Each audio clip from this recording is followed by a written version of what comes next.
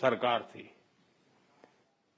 मैं किसी सरकार की आलोचना करने के लिए नहीं यहां आया, लेकिन एक आप टीचर हैं तो कंपैरिजन आप बड़े आराम से कर सकते हो और बच्चों को बता भी सकते हो।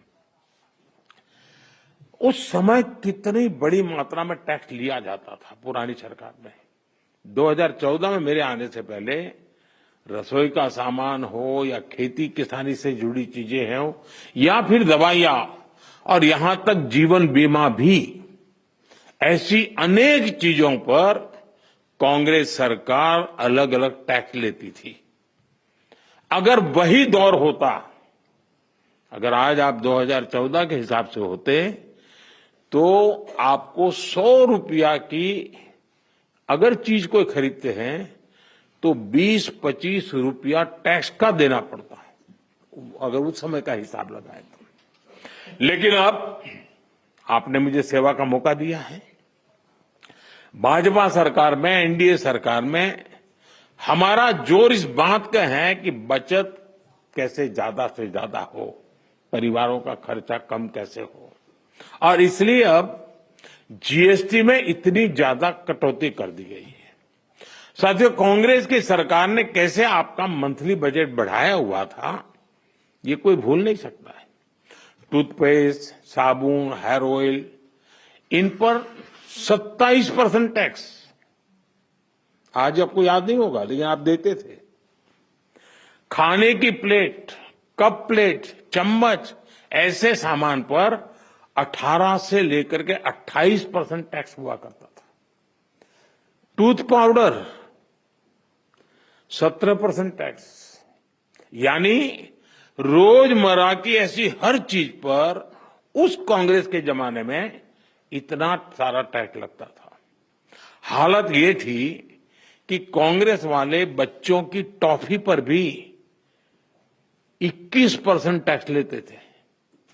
ये कभी उस समय अखबार में आपका ध्यान गया होगा कि नहीं, वो पता नहीं। मोदी ने किया होता तो बाल नोच लेते। साइकिल जो देश के करोड़ों लोगों की रोज की जरूरत है, उस पर भी 17% टैक्स हुआ करता था। सिलाई मशीन लाखों लाख माताओं बहनों के लिए स्वाभिमान और स्वरोजगार का एक जरिया है, यंत्र है, इस पर 16% टैक्स होता था। मिडिल क्लास के लिए घूमना फिरना तक कांग्रेस ने बहुत मुश्किल कर दिया था।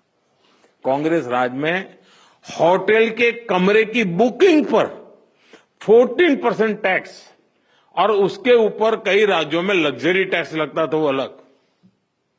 अब ऐसे हर सामान और सर्विस पर सिर्फ और सिर्फ 5% टैक्स लगा करेगा। अब आपको ध्यान में आता है कि 5% को क्या बनना, कोई तो लिखेगा ओ अभी भी मोदी 5% लेता है। होटलों में 7,500 रुपया के कमरे के कमरों में भी 5% ही टैक्स लगने वाला है। ये काम किया है, आपने काम करने वाली सरकार चुनी, वैसी भाजपा एनडीए सरकार ने किया है। साथियों, पहले अक्सर ये शिकायत रहती थी कि भारत में इलाज बहुत महंगा था, छोटे छोटे टेस्ट तक गरीब और मिडिल क्लास की पहुंच से बाहर होता था। कारण ये था कि कांग्रेस सरकार डायग्नोस्टिक किट जो पर होती है उस पर 16% टैक्स लेती थी। हमारी सरकार ने ऐसे हर सामान पर टैक्स को सिर्फ 5% कर दिया है। साथियों, कांग्रेस के राज में घर बनाना बहुत ही महंगा काम था। क्यों? क्योंकि सीमेंट पर कांग्रेस सरकार 29% टैक्स वसूलती थी। जैसे तैसे घर बना भी लिया तो एसी और टीवी या पंखा कुछ भी लाना है वो भी महंगा हो जाता था, क्योंकि कांग्रेस सरकार ऐसे सामानों पर 31% टैक्स वसूलती थी, 31%। अब हमारी सरकार ने ऐसे हर सामान पर टैक्स को 18% कर दिया, करीब करीब आधा कर दिया है। साथियों, कांग्रेस राज में किसान भी बहुत दुखी थे। 2014 से पहले किसान की खेती लागत अधिक थी, और लाभ बहुत कम था। कारण ये था कि खेती किसानी के सामान पर भी कांग्रेस सरकार बहुत अधिक टैक्स वसूलती थी। ट्रैक्टर हो या सिंचाई के उपकरण हो, हाथ के औजार हो, पंपिंग सेट्स हो, ऐसे उपकरणों पर 12 से 14% तक टैक्स लिया जाता था। अब ऐसे अनेक सामानों पर जीएसटी 0 या 5% कर दिया गया है।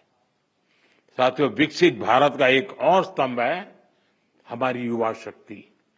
हमारे नौजवानों को ज्यादा रोजगार मिले, जो छोटे मोटे बिजनेस में हैं उनको आसानी हो, ये भी सुनिश्चित किया गया है।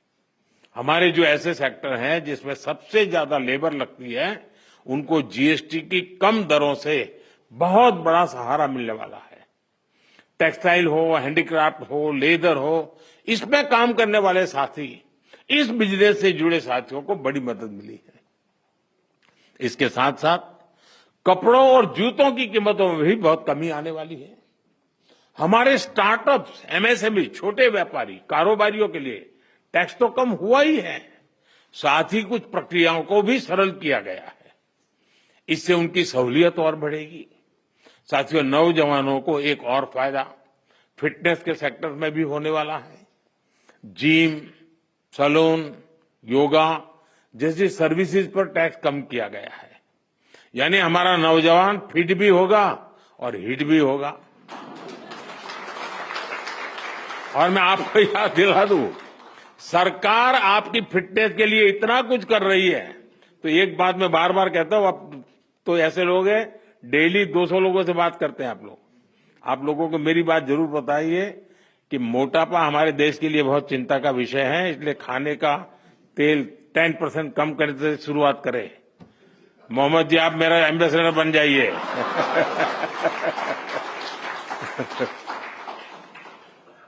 ओबेसिटी के खिलाफ लड़ाई कमजोर नहीं पड़नी चाहिए।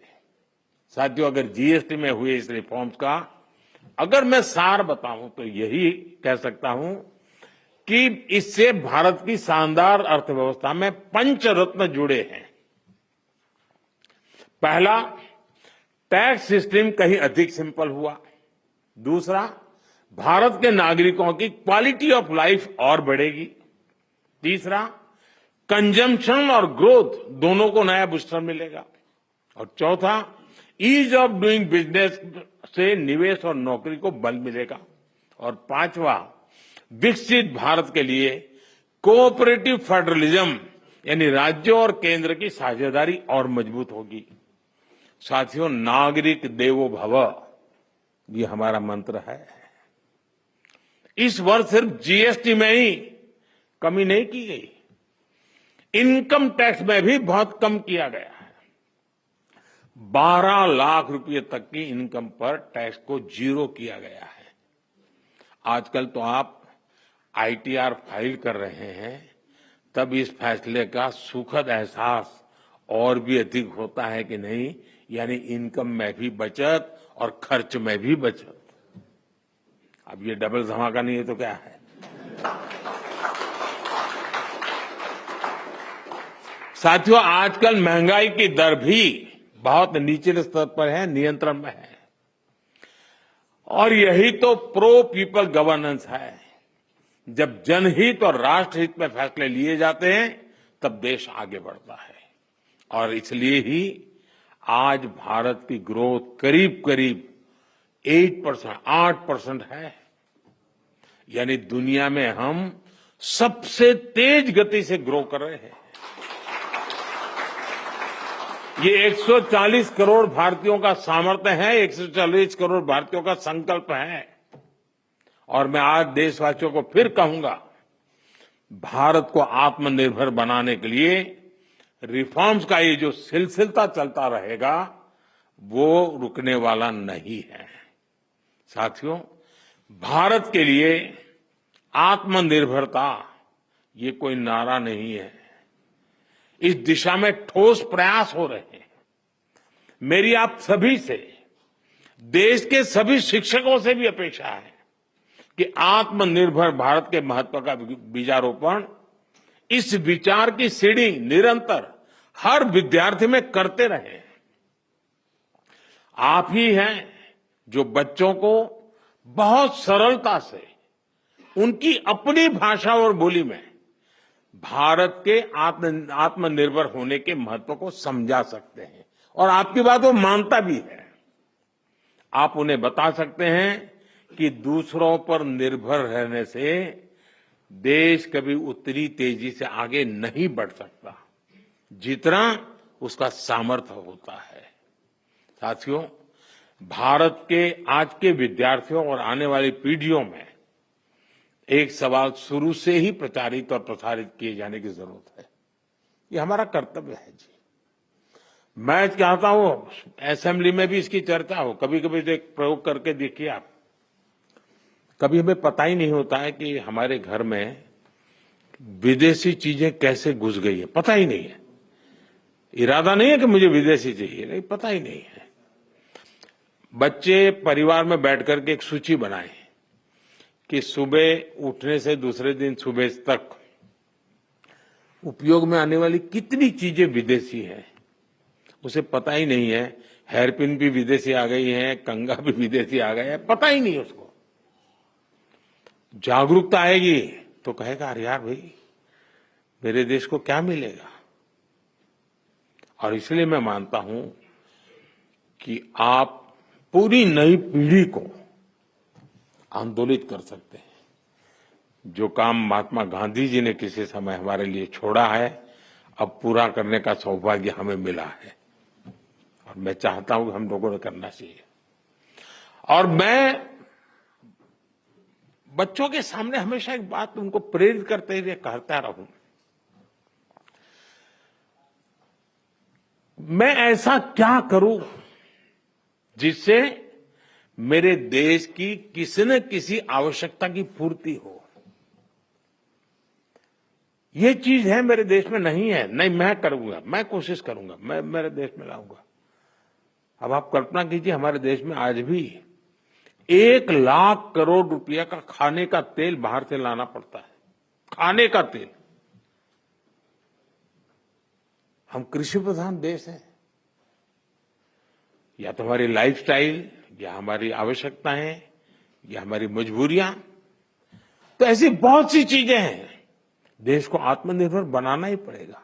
अब 1 लाख करोड़ रुपया बाहर जाता, वो यहीं रहता, तो कितने स्कूल के बिल्डिंग बन जाते, कितने बच्चों की जिंदगी बन जाती। और इसलिए आत्मनिर्भर भारत की बात को हमने अपना जीवन मंत्र बनाना पड़ेगा और हमने नई पीढ़ी को उसके लिए प्रेरित करना पड़ेगा। और देश की आवश्यकता के साथ खुद को जोड़ना चाहिए, ये बहुत जरूरी है। ये देश ही है जो हमें कहां से कहां पहुंचाता है।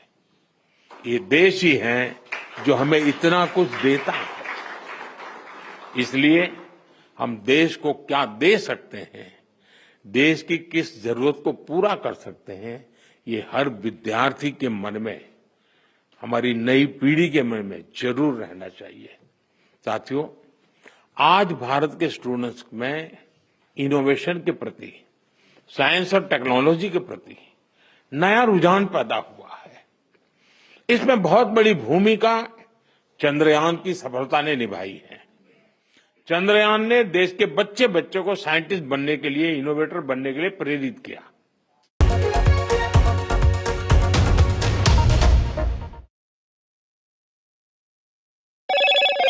Hello, Moto. Moto G96 5G. All eyes on you.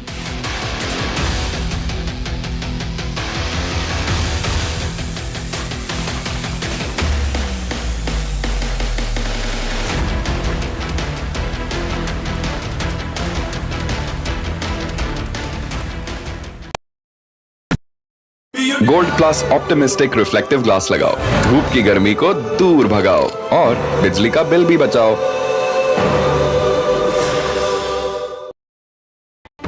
NDTV 24/7 is India's #1 English news channel on YouTube. Credible, compelling, always ahead of the curve. Thank you for choosing NDTV 24/7 as your trusted source for news.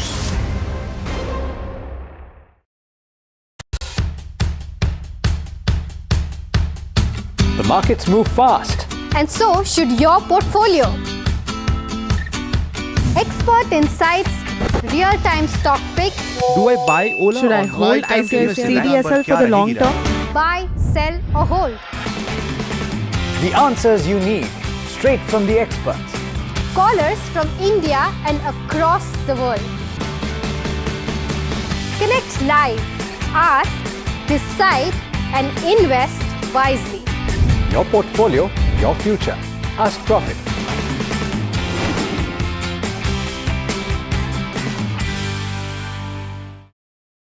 Presenting the all-knowing, all-powerful Tech Guru. Whoa. Guru? I'm no guru. Okay. I'm just a guy who loves his tech. A show where the mysteries of megabytes and motherboards shall be unraveled. Bro, nobody talks like that anymore. This is all about connected ecosystems, EVs and AI that you can use in your daily lives. We aren't talking about time travel yet.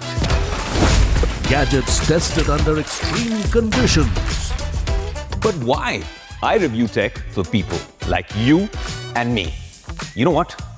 Let me take it from here. All right. Tech isn't that complicated.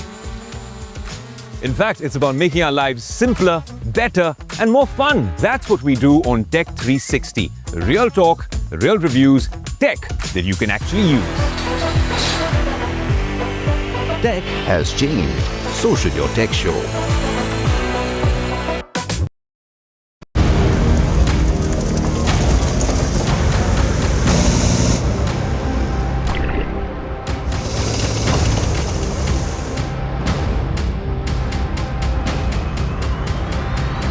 Welcome to my unit. So I'll just brief you through the mechanized platform of the Indian Army that we have here. So in mechanized, basically we have armored mechanized infantry, these two things. So I'll just take you around the equipment also and I'll tell you what is the difference between both also. Okay. So what is the difference between the tank? What is one is the tank and one is a BMP. What is the full form? It's Boye Machino Picote. It's a Russian term. Acha, Russian term. Acha. Yeah. So infantry it's an infantry combat vehicle. Okay. Similar to tank. It's similar to tank. The main difference in this is in tank we have a crew of 3. Okay. But in this we also have the stick also. Stick are people, infantry people who can get down, dismount and fight. Acha. So that capability also we have in a BMP. Okay. So basically here now, this is our training area. Okay. In which we'll be showing you how a new driver is being trained. We'll show you the obstacle courses that we have and we'll show you completely the way it's happening. So first we just, from here you can see we have the number plates over there, 1, 2. Right. These are various obstacles. Okay. Which the BMP and the tank will also be negotiating. Okay. So we have the tank head which will be leading. Yeah. Then we have 2 BMPs. Okay. So does the tank have a steering wheel or levers or how does it work? For a tank, it's basically 2 levers we have. 2 levers. And whereas when it comes to BMP, it is like a steering wheel but cut steering wheel, like a sports car steering wheel. Achha. It's that kind of a steering wheel. It's amphibious.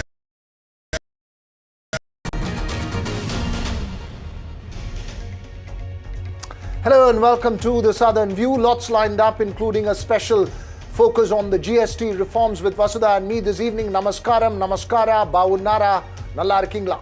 Welcome, Veera, and namaskar to all our viewers. We will have a special exclusive with former Finance Minister and Congress leader P. Chidambaram on the GST reforms. That's right, Vasudha. That's our big focus. But we'll also focus on netas using abusive language in Karnataka. But first, the headlines we're tracking this hour. Prime Minister Modi's big GST strike on opposition. Prime Minister says earlier governments taxed everything while pro-people governance is his motto. Massive ruckus in the Bengal Assembly as BJP MLAs are dragged out of the House. Mamta declares that she will not let BJP win the state.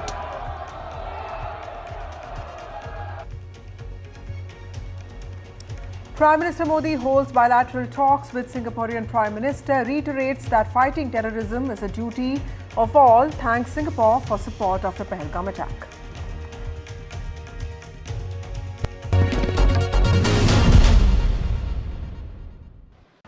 Well, the big GST reforms is the top focus this evening. The 5% and 18% dual slab structure approved by the GST Council is being seen as one that will boost sentiment and also demand. Now, it's been hailed as a landmark step by the BJP and central government, but here's a counter view. Joining us this evening, former Finance Minister and Congress leader, Rajya Sabha MP, one of the leading voices of the opposition, P. Chidambaram. Thank you, Mr. Chidambaram, for joining us on this broadcast.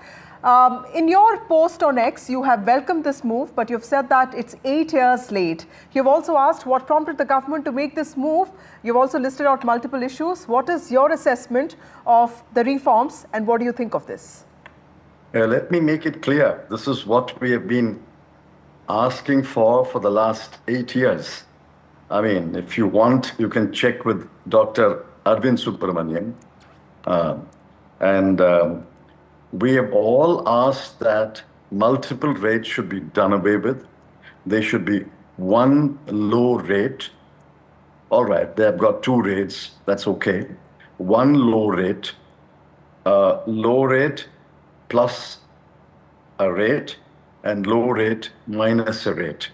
This is what Dr. Arvind Subramanian's last report also proposed.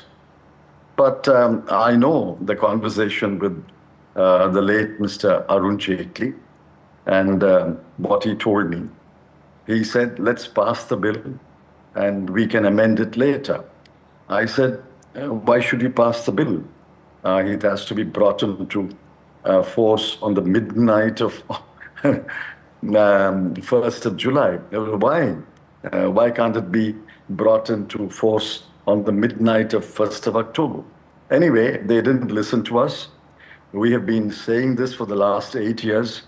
Mr. Rahul Gandhi derisively called it the Gabbar Singh tax. I have said it should be a good and simple tax. Finally, wisdom has dawned on the government and they have moved towards rationalization. I entirely welcome the announcement, but I must point out it is 8 years too late. You saying you welcome the announcement, it's 8 years too late, sir. Some of the states like Karnataka and Kerala have also raised the issue that it could give central government financial gains but a fiscal cliff for the states. They're worried about the fact that there is no mechanism to compensate states for revenue losses both in this current financial year and the road ahead. Would you take these concerns seriously? Well, I don't think they have addressed these concerns yet. They have only announced the revised rates yesterday. The meeting is continuing today, and I'm sure the government of India and the finance ministry will address the alleged loss of revenue and devise a suitable compensation mechanism.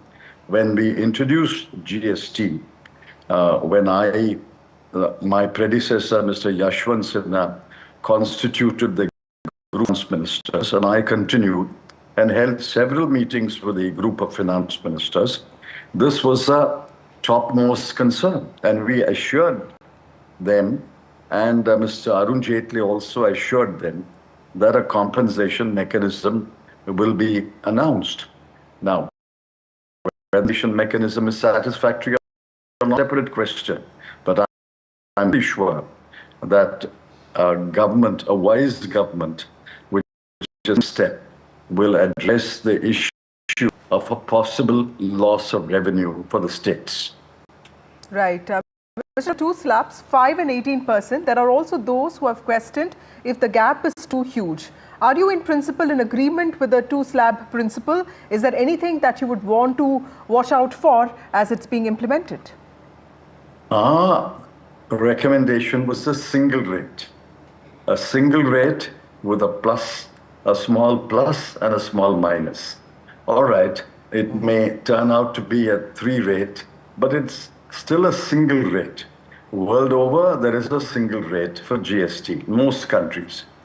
All right, they have got 2 rates, but this is a huge step forward.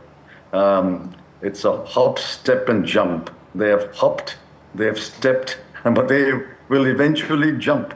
They will come to a single rate. But I have to welcome what they have done.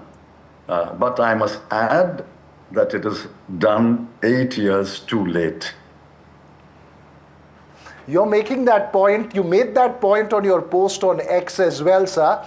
You also listed out why is it happened now. You listed out 4 or 5 reasons down there, including a sluggish economy, a response to a sluggish economy, or to Trump's tariffs. Now, do you believe that this, which is believed to be a measure to boost the economy and the sentiment ahead of the festival season, actually addresses the deeper concerns of job losses in several sectors because of multiple reasons, not just because of tariff pressures, but perhaps technological reasons as well, and the larger economic distress in the economy?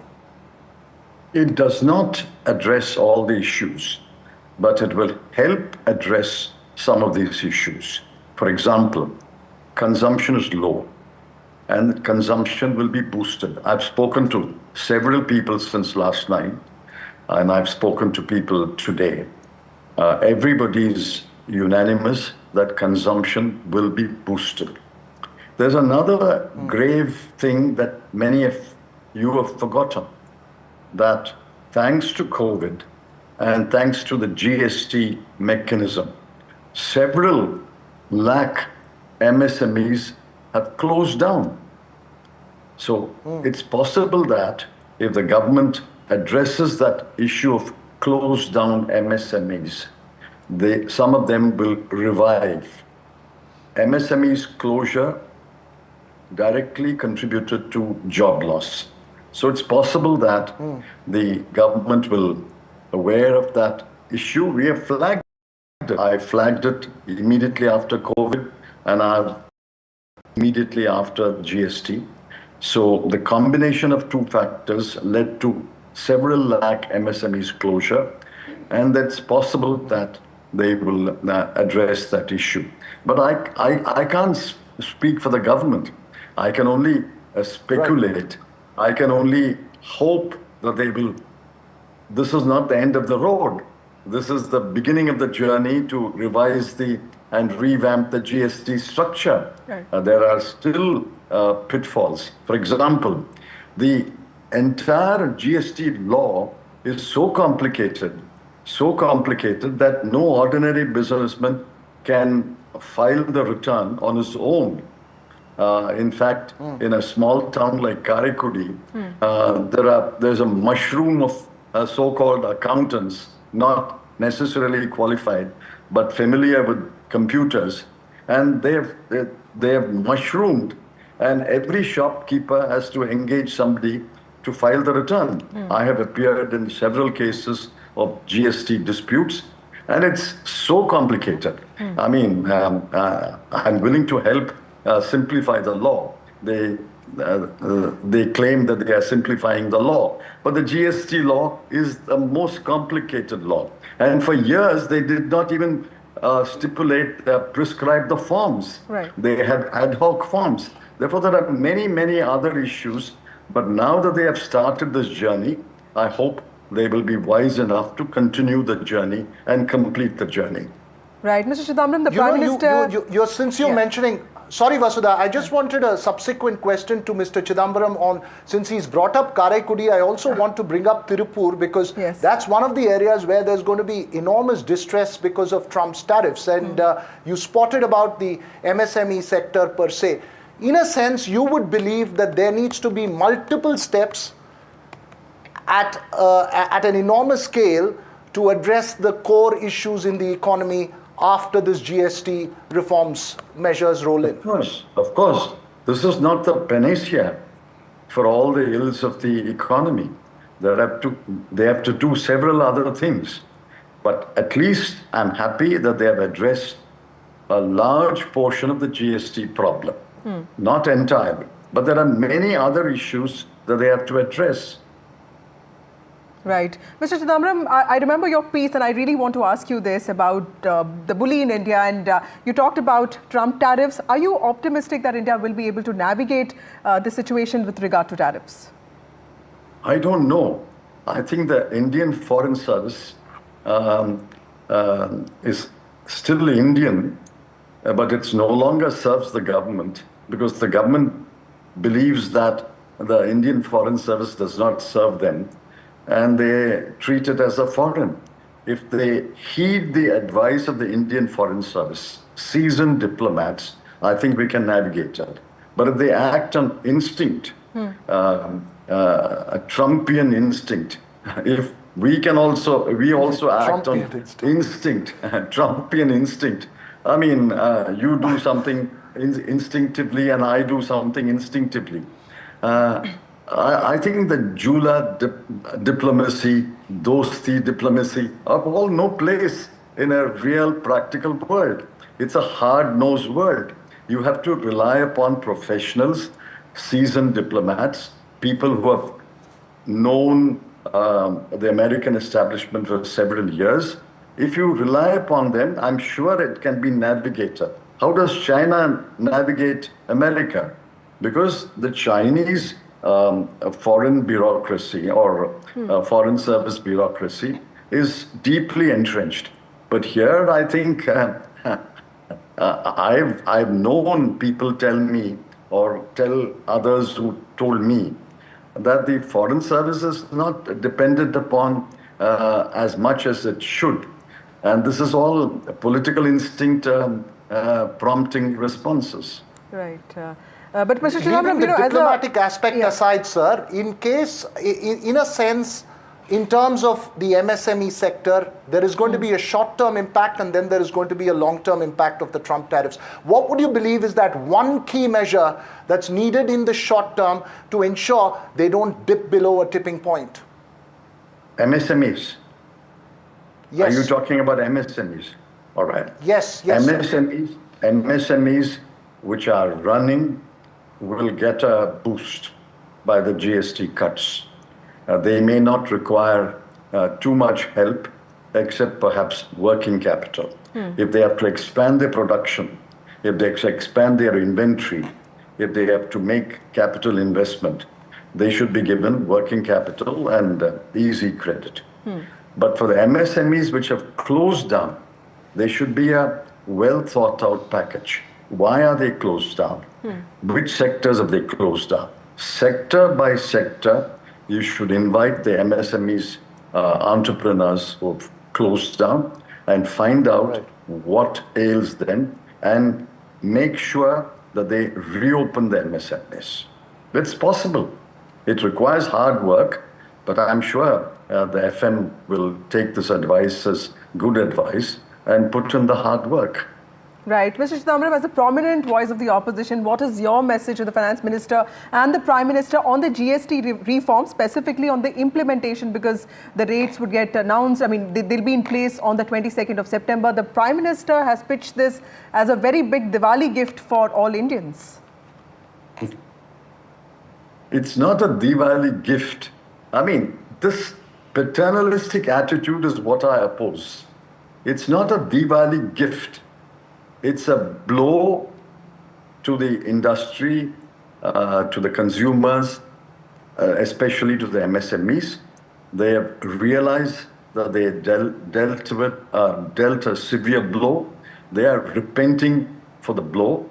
If I was in his position or in a similar position, I would say, all right, I'm sorry that we took 8 years to realize this mistake.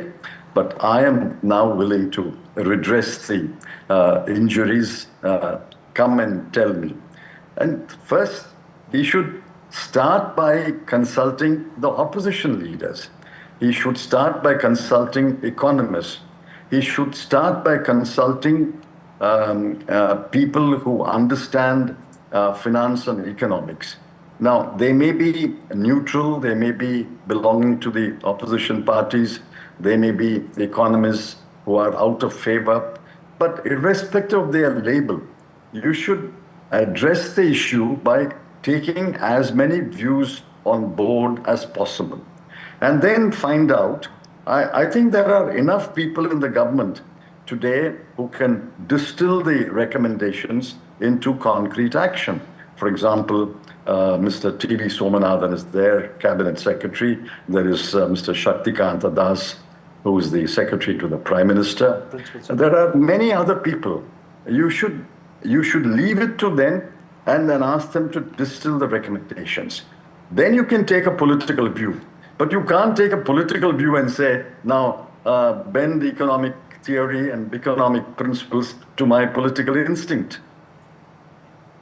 Right, so you're making a point of advice there to the government. Sir, my final question to you before I let you go. What's your advice to young finance ministers and revenue ministers in the opposition-ruled states? I mean, would you believe that they need to also look at this in a national prism, or not just look at it from state-specific prisms, because there are multiple dimensions at play here? So I don't know of no state belonging to rule by the BJP or the opposition which opposes the GST in principle. There's no other state. There were two states when we tried to implement the GST. One was Gujarat and one was Madhya Pradesh. But that story we'll tell you on another occasion. There is no time for that story. But today, no state opposes GST. But the state has to guard its revenue. The state has to deliver within its revenue. And therefore, the state point of view is relevant and material. You should take on board the state's point of view and find out a way to compensate them if they suffer a loss. I don't know. The math has to be done, whether these rates will lead to a gross loss of revenue. See, apparently there will be a loss of revenue. But on the other side, there will be a boost in consumption. There will be an expansion of industry. There will be an expansion of production. Therefore, that will compensate to some extent. So you'll have to do the pluses and minuses, and come to a conclusion. But if there is a loss to states, it must be compensated. Once you compensate the states through a fair formula, why should any state, BJP or non-BJP, oppose it? I don't think they will oppose it. Right. Thank you, Mr. Chidambaram, for joining us. Appreciate your time, sir. P. Chidambaram, their Congress leader, and also Rajya Sabha MP and former finance minister, making that important point that policy needs to be distilled into action and consultation is key. Thank you so much, sir, for joining us. Thank you. Thank you. Thank you. Good day. Well, that was the former finance minister, but the Prime Minister has sent out a very stern, strong message, Vasudha, on the GST reforms that were announced and will roll out on 22nd of September. That's right, Veera. He has targeted the Congress party, saying that the Congress's taxation system was anti-middle class and they did not even spare children's toffees. उस समय कितनी बड़ी मात्रा में tax लिया जाता था पुरानी सरकार में। 2014 में मेरे आने से पहले रसोई का सामान हो या खेती किसानी से जुड़ी चीजें हो या फिर दवाइयां और यहां तक जीवन बीमा भी, ऐसी अनेक चीजों पर कांग्रेस सरकार अलग अलग टैक्स लेती थी। अगर वही दौर होता, अगर आज आप 2014 के हिसाब से होते तो आपको 100 रुपया की अगर चीज कोई खरीदते हैं तो 20-25 रुपया टैक्स का देना पड़ता है, अगर उस समय का हिसाब लगाए तो। लेकिन अब आपने मुझे सेवा का मौका दिया है। भाजपा सरकार में, एनडीए सरकार में हमारा जोर इस बात का है कि बचत कैसे ज्यादा से ज्यादा हो, परिवारों का खर्चा कम कैसे हो। Well, the Prime Minister sending out a political message there. But joining us now is former Revenue Secretary and Chairperson of the 15th Finance Commission, Mr. N.K. Singh. Sir, thanks very much for speaking to us. There's a universal acknowledgement that this is a move on the right track. P. Chidambaram, of course, saying it's 8 years too late. What are your key areas of concerns, if any, and highlights? Otherwise, which states, some states are fearing a revenue shortfall. What compensation mechanisms are perhaps needed to ensure that federal trust doesn't break down? So there are multiple questions which are embedded in one omnibus question of yours, if I may say so. So let me begin with the positives.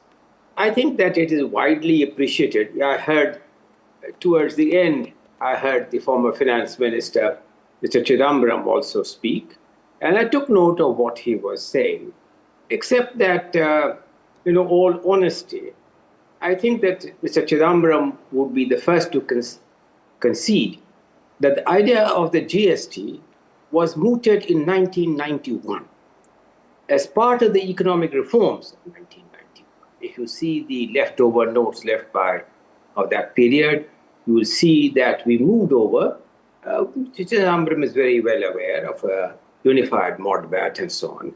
But right up to the time of Prime Minister Modi, they did not have the ability to garner support with the states to be able to enact the far-reaching legislation in which the states have voluntarily submerged and subsumed their financial sovereignty to this new organ and entity, the GST Council. So this is the first thing that it is.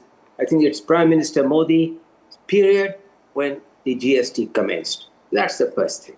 Second, it commenced in a manner which it took some time to get calibrated. It's all right to say that they took 8 years, but they could not even start the GST during that period.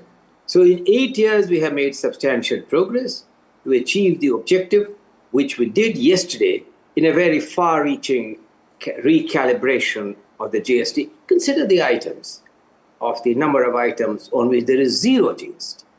These are all items of mass consumption, on which people were paying money, directly enhances their consumption, it directly enhances the income of the segment which really needed and deserved to be supported. Simplifications of other rates is a direct benefit to startups, to MSEBs, enhancing income, and all the growth multipliers which were there. You asked the last question, namely that do I fear that there will be shortfalls? What are compensating mechanisms which are needed for the states? Let me say that 3 very brief comments. First of all, which is important, is that if you would have watched yesterday's press interview, the finance minister and the revenue secretary intervened to say that it's difficult to say because it's difficult to predict and project likely revenue buoyancy. I believe that the enhanced consumption, enhanced income and growth will really lead to a revenue buoyancy where both the central government and the state governments would benefit, and that it is a very, very narrow suboptimal interpretation that the elasticity of demand on account of the reduction in the tax rates would be so grossly inadequate to require this. But I think this is for the future. The most important thing is this is one of the biggest growth-enhancing measures in recent times. But Mr. Singh, there's this concern that this new 2-slab GST structure, of course, could broaden compliance and also improve ease of doing business, which has been a priority for the government. We all heard about that Pillar 3. But do you think that small traders, do they risk getting left behind? No. I think that the fact that GST has been reduced to 0, as I said, in multiple items, if they want to be part of the input chain, they can, of course, begin, if their turnover justifies, at the very base level where it's next to minimal. So I think that there is a win-win for everyone. There's a win-win for you, for me. We go to our table and see the items which are now coming tax-free. I do not see that fear. Rather, I see a growth multiplier, a robust response to the need to project India to a growth trajectory which is needed. Take the 6.5 to 7.58%, on which all the assumptions are predicated. Tax reforms on income tax, a far-reaching reform, if you recall, was done by the finance minister in the last budget.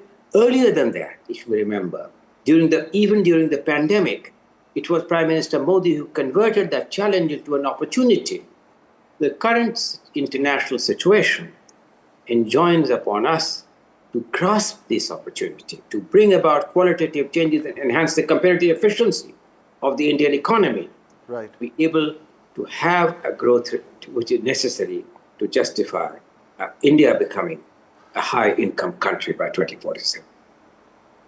You're making a very important point there, sir, but I also want to bring your attention to this move, which is expected to boost demand. As you say, the buoyancy will come in. But does this address the enormity of perhaps what some would argue the economic distress at some levels because of job losses, both in terms of tariff situations as well as in terms of the consequence of technology? Do you believe that this needs to be backed by several other measures to make sure that there is an overall, overall address of the economic situation in the country? Let me put it this way to you. This GST, about which the Prime Minister spoke in his Independence Day, has been implemented in record time. Not that it happened then, because as the Finance Minister very correctly pointed out, that this is not a response to what has happened in the US tariff situation. The work on this has been going on for a year and a half with considerable amount of due diligence. Several committees and subcommittees of the GST Council had gone into it with greater granularity. And then this was the opportune moment following the Prime Minister's announcement to lay out this. Now, this does not mean that there won't be other reform measures which will be growth enhancing, along with this far-reaching reform of the GST. This is a very, very robust action, but this is not the end of the action. The Prime Minister has set up several task forces. He has set up several groups. Action is taking place at multiple levels, which will further catalyze this great benefit which is going to come to an average person on account of what has happened yesterday. Right. Mr. Singh, I'm going to ask you a very basic question. Can the lower GST on essentials meaningfully bring down inflation for ordinary households, increasing savings in a simple way, in a significant way? Because we're talking about essentials like hair oil, shampoo, paneer, notebooks. But is this, is the inflation or is the saving going to go up in a significant way? Let me put it this way to you, that one can be a devil's advocate by being extra cautious in assuming that there is zero price elasticity of demand. But experience and economic experience suggests that when cost comes down, income goes up, that instead of merely having all the savings, we'll also put a reasonable part of it in enhanced consumption from where the growth multiplier begins. And that is really the recurring benefit of the dynamic story as this evolves further. Important points that you're making there. Thanks very much there, Mr. N.K. Singh, for taking time out and decoding what's been touted as a major move, a big Diwali boost for the economy ahead of the festive season. Thanks very much for joining us. We'll have to take a short break here on The Southern View. Much more when we come back.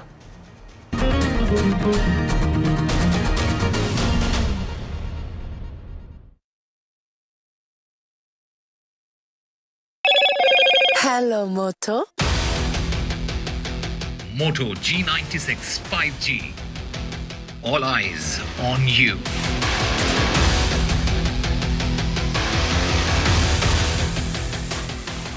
Prime Minister Modi's big GST strike on opposition. Prime Minister says earlier governments taxed everything while pro-people governance is his mantra. There was massive ruckus in Bengal Assembly today as BJP MLAs got dragged out of the House. Mamata Banerjee declares she will not let BJP win the state. Prime Minister Modi holds bilateral talks with the Prime Minister of Singapore, reiterates that fighting terrorism is everybody's duty. Supreme Court issues notice to flood states saying that it's now clear that there has been illegal felling of trees in concerned states.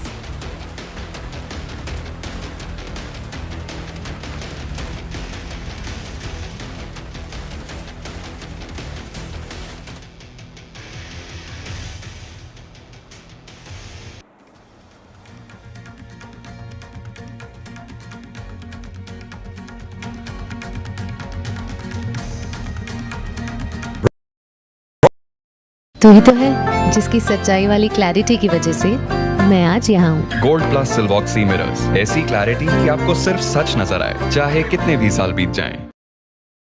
My birthday gift to पापा, ये उनके पापा की पहली गाड़ी एक garage में पड़ी थी दार्जिलिंग में। फिर 3 मैकेनिक, पेंटिंग, पॉलिशिंग। जब इसे फाइनली घर लाया ना, तब लगा लाइफ में ग्रो किया है।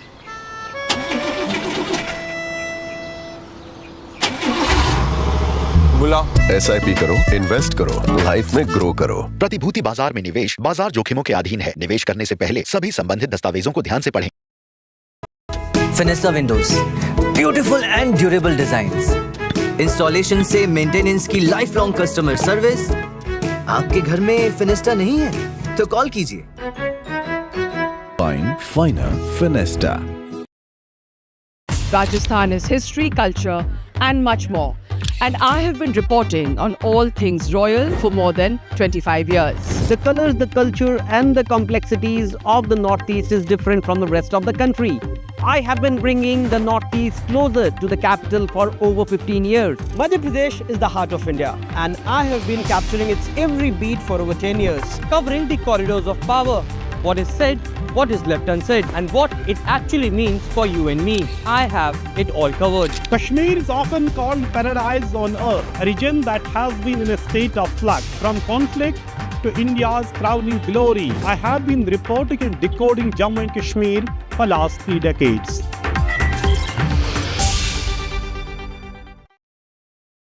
Captain Chakravarti, not one but 2 warships. That's amazing. You know, Vishnu and I, through our careers, have been to many commissionings. Vishnu a few more than me because he's slightly older than me.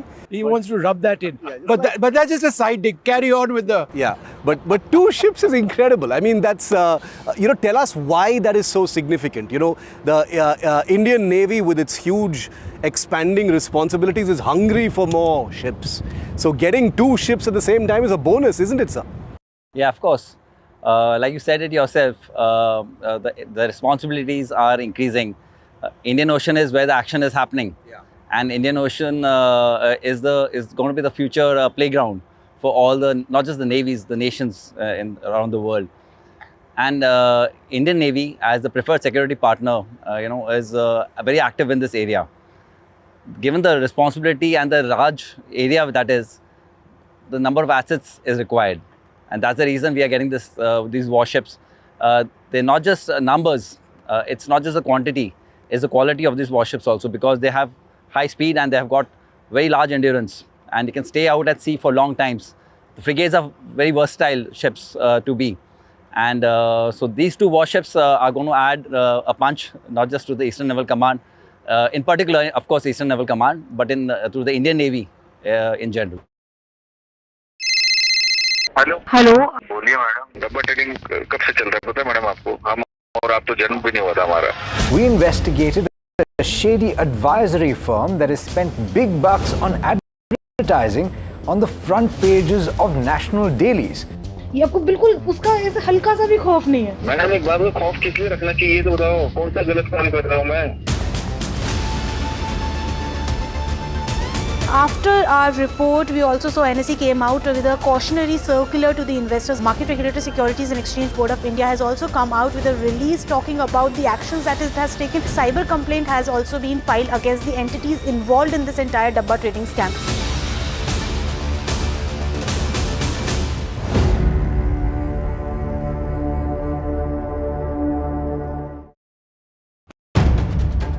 If it matters to you, if it matters to you, if it matters to you, it matters to India, it matters to India, and it matters to me, and it matters to me. India Matters with Shivaru, only on NDTV 24/7.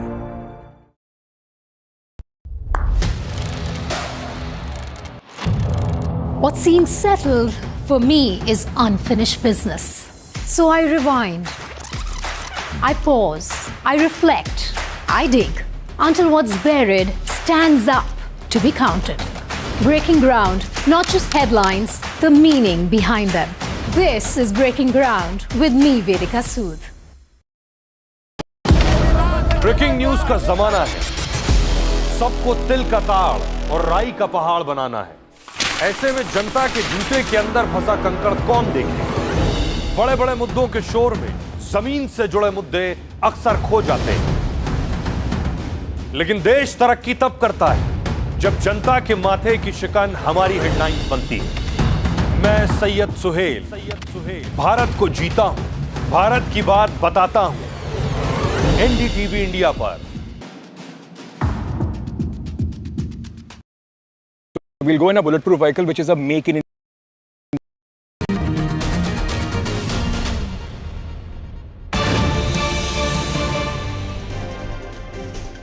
Welcome back now to news that's breaking right now on the issue of shameful language used by legislatures, whether it's from the Congress or the BJP in Karnataka. If it was a crass comment by veteran Congress leader R.V. Deshpande to women journalists in his constituency questioning the state of maternity medical facilities, a BJP MLA insulted a woman superintendent of police and called her a quote-unquote pet dog of the Congress, for which the Women's Commission, Vasudha, has written to the police to take the matter seriously.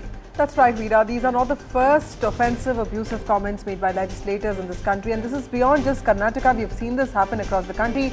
Police, of course, have registered an FIR against BJP MLA BP Harish for his comments against Davangere SP Uma Prashant. But the real issue is if such comments often are brushed under the carpet by political parties. A special face-off up ahead. But first, let's listen in to the reactions. ಆ S P ಅವ್ರು ಮಾಡೋದು ನೋಡಿಬಿಟ್ರಂತೂ ಒಬ್ಬ ಶಾಸಕರು ಸಭೆಗೆ ಹೋದರೆ ಮುಖ ತಿರ್ಸ್ಕೊಂಡು ಕೂತ್ಕೊಳ್ತಾರೆ.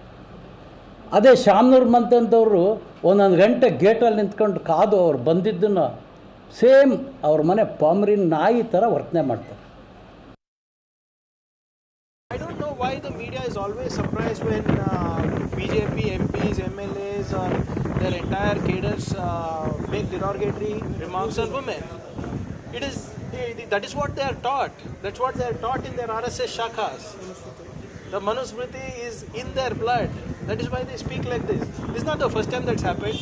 You heard what Mr. Ravi Kumar told about the Kalburgi DCA, the IAS officer earlier, that she's come from Pakistan. You heard what he had spoken about the Chief Secretary derogatively. And now this is nothing but a continued trend of BJP. So I am not surprised that they make derogatory comments against women. But what I am surprised is that they think it is okay. Deepak Bhupanna joins us with the latest. Deepak, go ahead. Tell us what you're hearing at the moment. The problem here seems to stem from the fact that the politicians think that they can get away by saying anything. And these are not, ordinary women. There are women in power. Last time it was the Chief Secretary of Karnataka, Shalini Rajneesh, where there were some crass comments that were made. Earlier it was the DC of Kalburgi, where some crass comments were made. Now you have, BP Harish, the MLA from Haryana, comment against the SP Uma Prashant, and finally it looks like there is something that's happening because the Women's Commission has taken cognizance. She has written to the IGP and also the SP of Davangere, which is Uma herself, and has asked for an action taken report to be submitted to the state's Women's Commission as soon as possible, and also ensure that there's a thorough and detailed inquiry into the matter. We'll really have to see whether action will be taken, because that seems to be the need of the hour, because time and again controversial, class, sexist comments continue to be made, but because they feel that they can get away with it, they continue to make that with even more vigor than the previous time. So right now, the action needs to be taken against them, and the Women's Commission taking cognizance probably is a step forward in that direction. Right, thanks very much there, Deepak. But remember, this is beyond party lines, Vasudha. If it's the question of a BJP MLA now, and as Deepak was pointing out in the past as well, there have been MLCs who made crass comments, abusive comments against women officials and women bureaucrats, even as high as the Chief Secretary. It was Congress's veteran MLA, R.V. Deshpande, who was in a controversy a few days ago for making a crass remark at a journalist who was all she was asking there, Vasudha, was about the state of maternity facilities, health facilities in the village. This is what he said. ಏನ್ sir ನಿನ್ನೇಂದ್ರ ಹೆರಿಗೆ ಮಾಡಿಸ್ತೀನಿ ಆಯ್ತು ನಮ್ದೆಲ್ಲ ಆಯ್ತು sir but ಇಲ್ಲಿ ಜನರ ಪರಿಸ್ಥಿತಿ ಹೆಂಗಿದೆ ಅಲ್ಲ ಸರ್ ನೀವು ಸ್ವಲ್ಪ ಗಮನ ಹರಿಸಿ ನಿಮ್ಮ ಕಾಲಾವಧಿಯಲ್ಲಿ ಮಾಡಿಸಿ ಸರ್ ಆಯ್ತಮ್ಮ ಆಯ್ತು See, that is the state of affair of the health department and the Congress government in the state of Karnataka. It has been badly managed.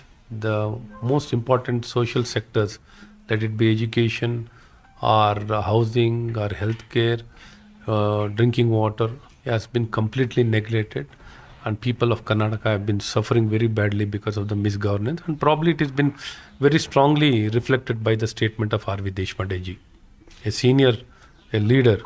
He himself has become so helpless. Imagine the plight of the common man.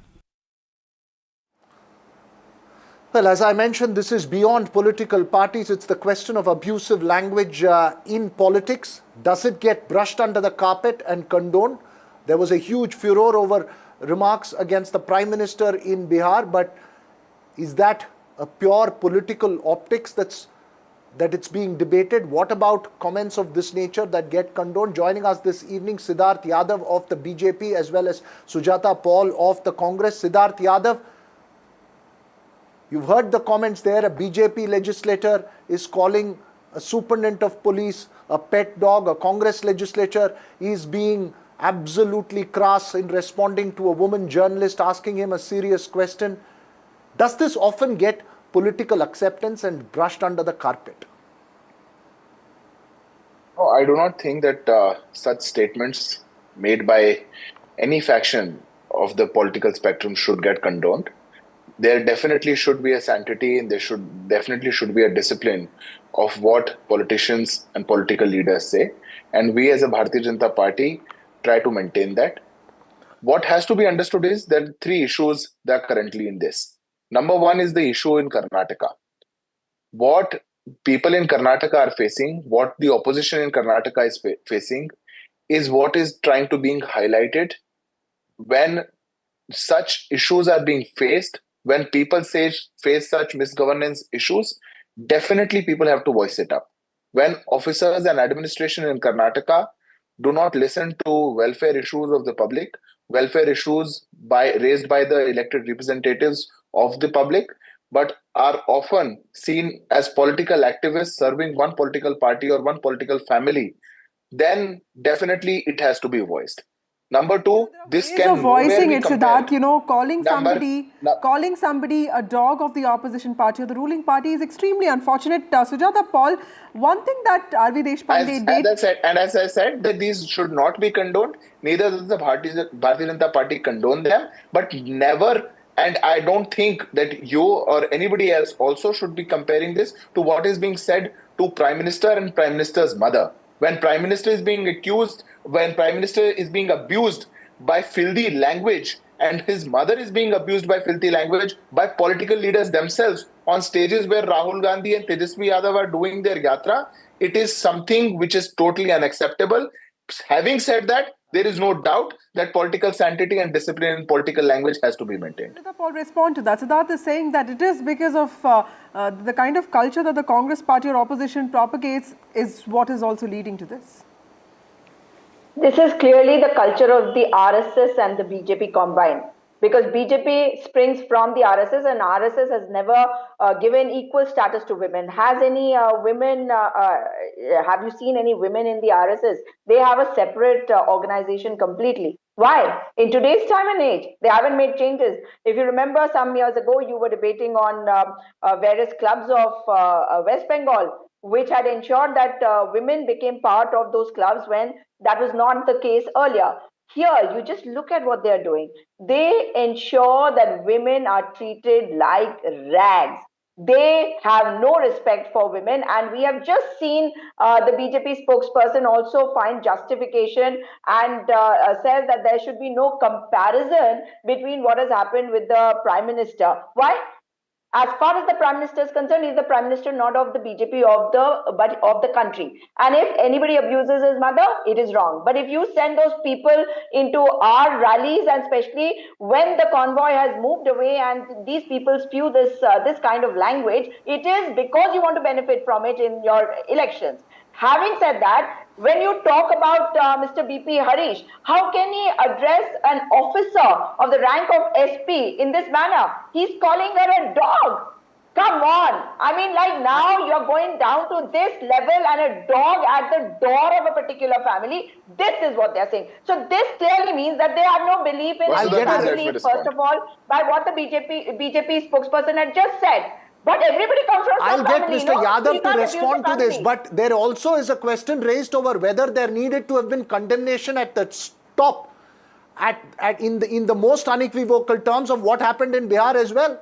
The question is being raised about that as well. It's often debated in television studios, but it's not consistently used as a moment to send out a very stern political message. That's right, Veera. And just to add to this, madam, as a female journalist, I was very offended when R.V. Deshpande tells a female journalist that, I will get this done when it's time for your delivery, and everybody around him is laughing. It's extremely offensive.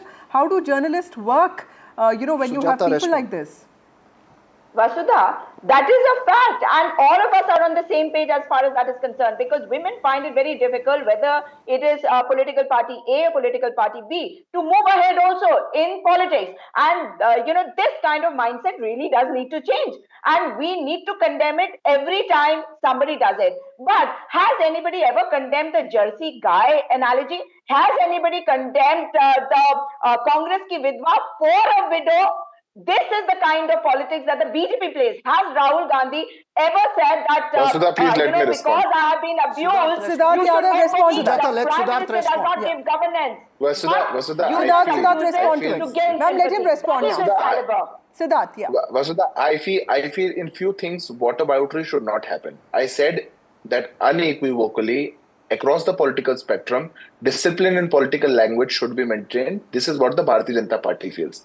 But when Rahul Gandhi and Tejasvi Yadav cannot even utter a word of condolence or what filthy language is used for Prime Minister's mother from the stage where they are conducting their yatra, this shows the mindset of the Shehzadas. This shows what they think. And then you want to quote instances? What instances? You called the Prime Minister Maut Ka Saudagar, Aurangzeb, Bandar, what? I do not even want to say. Now, one issue, when we raise an issue of how the administration is doing their work in Karnataka, of what? I'm not speaking in between, ma'am. Please have the courtesy. At least you are a woman on these issues. You have the courtesy to answer the questions being raised. Vasudha, let him respond, ma'am. I'm coming to you. You talk about 50 crore ki girlfriend.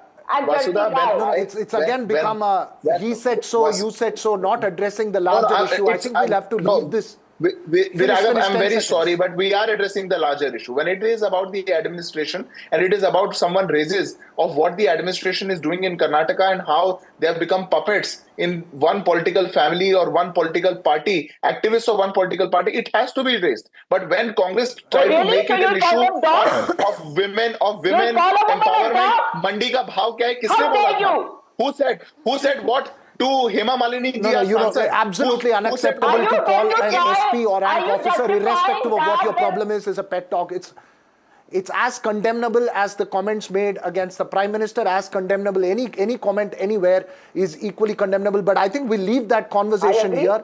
The only hope is that we need to turn the level of discourse to a more civil level, Vasudha. That's right, Veera, and I think it's a responsibility of the political leadership in all parties to ensure that the discourse in the country remains respectful of women. Right. With that, it's time for a short break. More news and updates on the other side.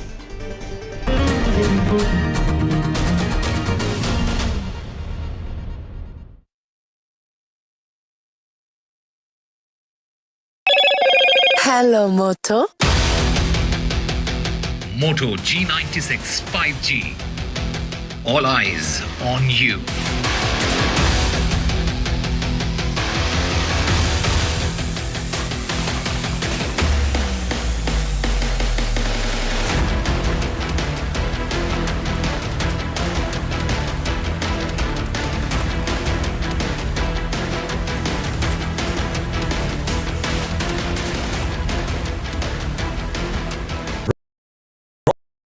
तू ही तो है जिसकी सच्चाई वाली clarity की वजह से मैं आज यहाँ हूँ। गोल्ड प्लस सिल्वॉक्सी मिरर्स, ऐसी क्लैरिटी कि आपको सिर्फ सच नजर आए, चाहे कितने भी साल बीत जाएं।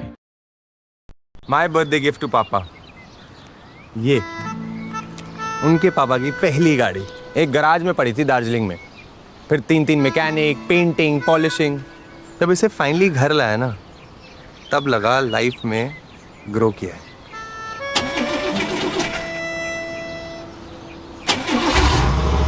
बुलाओ। SIP करो, इन्वेस्ट करो, लाइफ में ग्रो करो। प्रतिभूति बाजार में निवेश बाजार जोखिमों के अधीन है। निवेश करने से पहले सभी संबंधित दस्तावेजों को ध्यान से पढ़ें। Fenesta windows, beautiful and durable designs, installation से मेंटेनेंस की लाइफ लॉन्ग कस्टमर सर्विस। आपके घर में फिनिस्टा नहीं है तो कॉल कीजिए। Finer Finesta.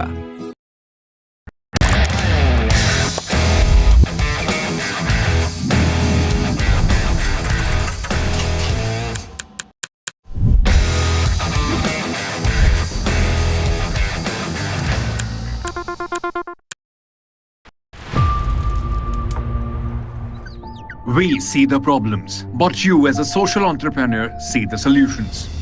You are not just creating solution, you are creating a future where everyone has a chance to thrive.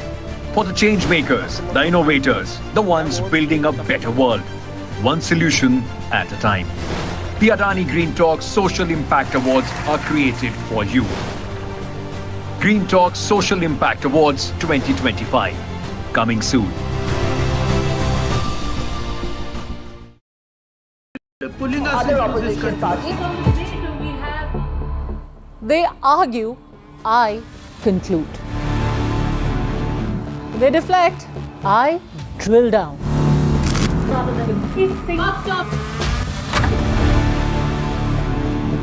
This isn't a free-for-all.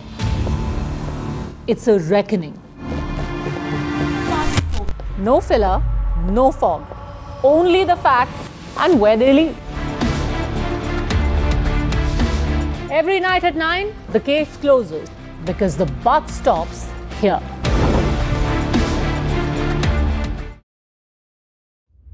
Vanakkam Tamil Nadu.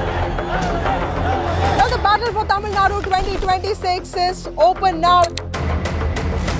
After Chief Minister Stalin rolls up his sleeves.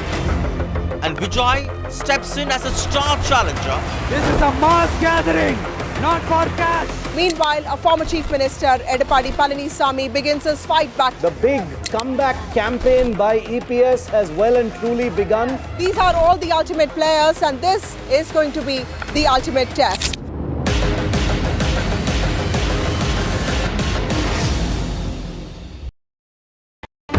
NDTV 24/7 is India's #1 English news channel on YouTube. Credible, compelling, always ahead of the curve. Thank you for choosing NDTV 24/7 as your trusted source for news.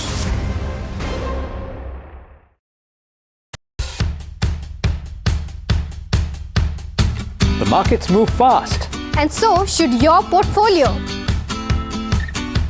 Expert insights, real-time stock picks. Do I buy Ola? Should I or hold CDSL for the long term? Buy, sell or hold. The answers you need, straight from the experts. Callers from India and across the world. Connect live, ask, decide and invest wisely. Your portfolio, your future. Ask Profit.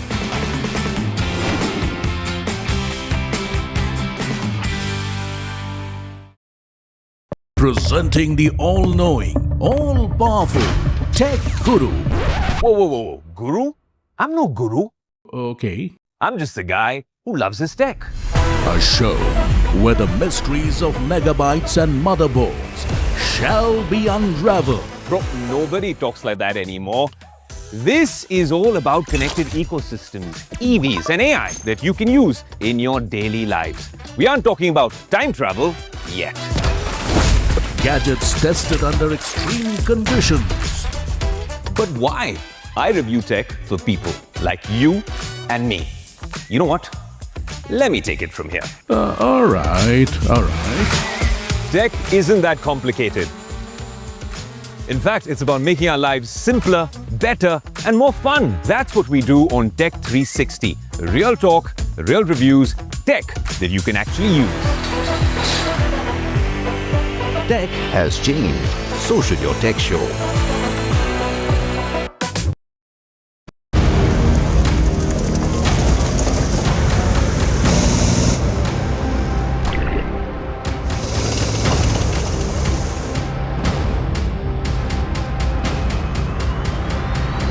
welcome to my unit. So I'll just brief you through the mechanized platform of the Indian Army that we have here. Sure. So in mechanized, basically we have armored, mechanized infantry, these two things. So I'll just take you around the equipment also and I'll tell you what is the difference between both also. Okay. So what is the difference between the tank?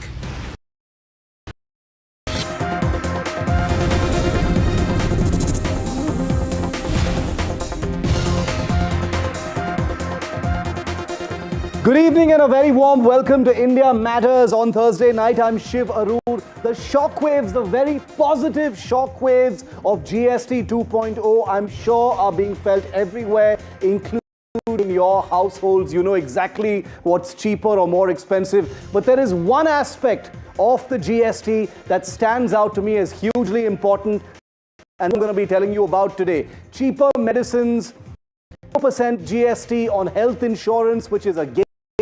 I'm going to tell you why it is such a big deal and why it's going to change your life and the life of your family. Also coming up on the show, the betting app scandal. Shikhar Dhawan was summoning today. What is the liability on celebrities? I'll be joined celebrity and an expert to talk about that, because people are wondering, where does this really... After that, white influencers in America have been weaponized to attack India on the back of Trump becoming this bully imperialist. Even the Western press now is bashing Trump on the back of the Modi, Putin, Xi Jinping viral image and meeting in China. And then I'm going to end with the flood fury in Punjab, where I have one of the most heartbreaking stories lined up for you. And I do not want you to miss that story. So that's the big lineup for you right here on India Matters. By now, you've had a chance, viewer, to digest the details of GST 2.0. You have a fair sense of what gets cheaper, what gets more expensive, and you do understand how this affects your individual life. But while Indian citizens celebrate GST 2.0, let's talk integrity for a moment. It's truly laughable that the Congress party, India's oldest and principal opposition party, is now trying to act as if they invented the GST reform.